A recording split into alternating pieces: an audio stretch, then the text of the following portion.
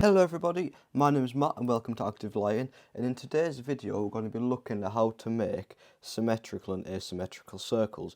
Now this is an incredibly effective effect when you get it right. So, as you can see in the rig today we've got 6 airton cariffs. They're just on a little dimmer fader here. So what we want to do first is we'll just tilt them out so we can see them, like that, and then we want to go to Shapes and Effects, Shape Generator, Create, Pan and Tilt, Circle.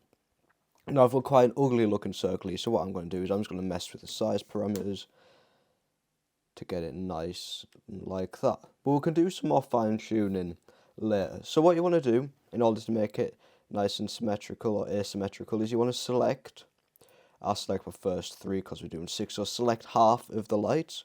Then you want to go into Direction, Reverse Selected Fixtures, and then you want to go to Adjust Phase and Offset and put 180 degrees.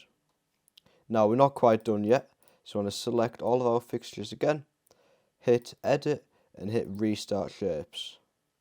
So as you can see we've got a nice asymmetrical look. We can also mess with the spread, so we can set the spread to 2, or we can set it to 3. See, so you get some really nice effects like that. Obviously we can speed it up a little bit. So once obviously we're happy with our effect, let's just assign it to a fader. And there we go. We've got our effect. So that's a quick and easy way to make a lighter movement look incredibly effective. Now, I hope you enjoyed and stay tuned for more videos to come. See you later and have a great week.